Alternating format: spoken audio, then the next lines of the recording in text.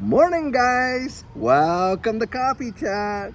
Well, guys, last night my video just took a lot longer than what I thought it was going to get it out. And the reason for that is Judy and I are actually out here, traveling around, visiting family and friends. And by the way, it is Friday, and Friday means the weekend's upon us, and the weekend is for family and friends. So I sure hope you're going to spend your weekend with your family and friends. But needless to say, guys, due to all that travel, video didn't get out until really late. So I want to apologize for that, but at least we did get it out anyway. Guys, the article that I was reading this morning, in fact, two of them, and both of them are, similar themes, but kind of a little bit different. And the first one was about the disparity that is growing between the haves and the have-nots, and what is considered, wealthy versus, people that are really struggling. And it's really amazing. The threshold is not as high as we would all think. And we're not talking about the ultra high net worth folks that are worth, 10, 20, 50 million or into the billions and that. No, we're just talking about folks that may have a net worth of around 1 or 2 million. And hey, that could be in their home or this, that, and whatever. And guys, the deal is this. The majority of people, in fact, I think it's like 5%, of the population here can claim to have a net worth of over 2 million. And $2 million, I know, hey, when you don't have it, my dad used to say this, hey, $1's a lot when you ain't got it, and he was a truck driver, and that's just how he thought and how he talked, and he was right. When you don't have it, hey, it can be a big deal. But the thing is this, when you're thinking about, a couple $1,000,000, in the grand scheme, it's not as big as what a lot of us think in terms of like, that high net worth, these ultra high net worth guys. But the disparity between people that have that and those that don't has been growing astronomically. And in fact, trying to get into a property these days, a lot of places around the country, the minimums are like 400,000, and in big centers like, New York, LA, and Houston, different things, you're looking at somewhere between 750 to over $1 million+ to own just an average home. That is truly obscene and literally takes the American dream out of reach for almost 95% of people that are out there and trying to build a future. Now, another thing that it pointed out, which I thought was interesting,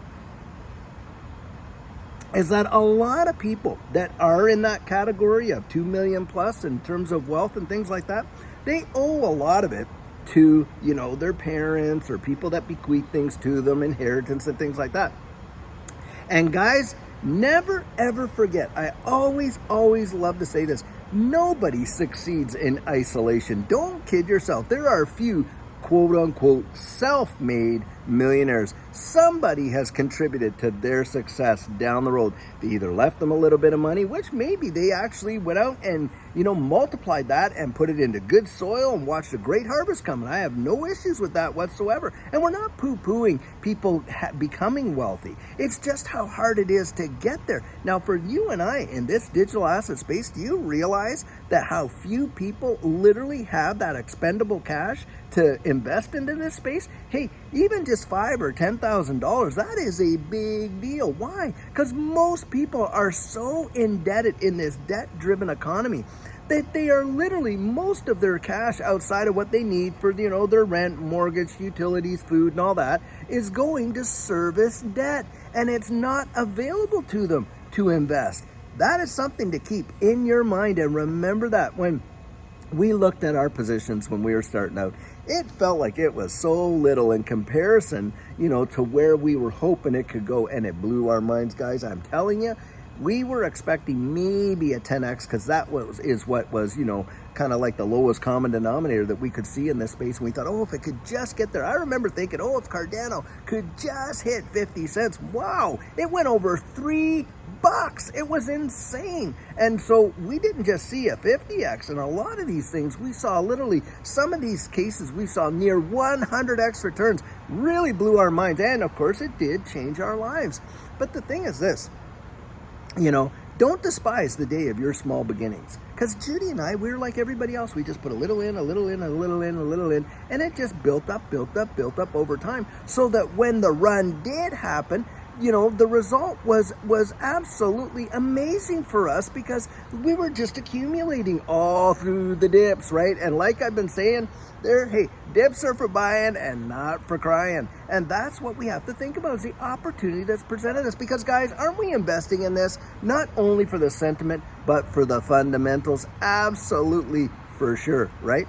And never ever forget, Judy and I don't, we really remind ourselves all the time where we came from. I can tell you, back in the early days when we were getting married, you know, we had just gone through some really horrific, you know, situations financially in our life with divorces and on and on and on. I remember the days when Judy and I could only afford to buy one tomato at a time. You got it.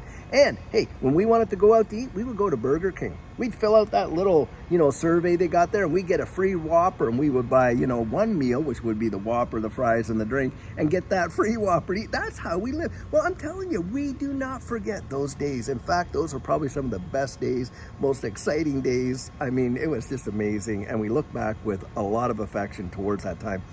Don't despise your day of small beginnings. That's what I say. Now, the second article I was reading, this one is kind of the same in terms of the disparity gap. And it was how the market is not really reflecting what's truly going on in the economy. And we're watching equities literally hovering at like some really high rates there right now, even though we've seen, you know, some dips and things like that, but it's still marching on its way up, you know. And the deal is this, it doesn't seem to make sense when you look at the broader economy and how a lot of people are genuinely hurting. And we're watching manufacturing drop, we're watching debt ratios go up higher, we're watching defaults increase, people not able to make the minimums on their credit card, and on and on. Guys, think back. Remember when we were all going through this deal here, and you had the wide world literally shut down, the economy at a screeching halt, mind you. I mean, you didn't have people out there working at the restaurants, the movie theaters, all the service businesses, right? And then what happened? Well, you know, we had all kinds of cutbacks, and, you know, the availability to medical, this, and this, and that. And then, of course, the truck drivers and all the shippers, they were all stopped. The manufacturing shut down and everything like that. But what did we experience? One of the greatest bull runs in the history of the world. It was truly something, I'll tell you. Now, did that make any kind of sense whatsoever? No, it didn't. And why not? Well, you got the whole world literally shut down. Global economy. Remember everyone out there banging their pots and pans and all that? Most people not even working. And yet you're watching the equity markets, and boy, did this crypto space take off. Literally fly. Well, how is that, guys? Do you think all that stimulus, those little checks that were coming out to people all over and stuff like that, you know, that people were just, oh, they were taking all their stimulants and throwing it in the stock? No way, guys. A lot of people are literally having to use that to pay for their bills, to buy their groceries, on and on and on. And a few people, yeah, they had a little bit. And then there are other people like, oh, free helicopter money, and went out and were buying purses and new phones and all that kind of stuff. Guys, what caused the market to boom is they were taking these amounts and throwing them into the market. They were buying the market. Don't let them tell you they weren't, because it makes no sense. Well, guys, watch for Act 2. It is coming. We are going to, in my opinion, I think we're going to see a repeat, and it is going to be astronomical. And that's where I'm looking down the road, not at the day-to-day price action. Hey, these markets are in cycles, right? There's a bull market, there's a bear market. Bear market, there's a bull market. Well, we're in a bear market now. A bull market's coming. Just ask yourself, in a bull market, should the prices be higher or lower than they are right now in a bear market? Well, guys, you know the answer to that question. The only difference is we don't know how high and how far, but I think that there's potential out there that we could see something that we have never seen before, and it could truly change lives. At least that's what I'm thinking, I'll tell you.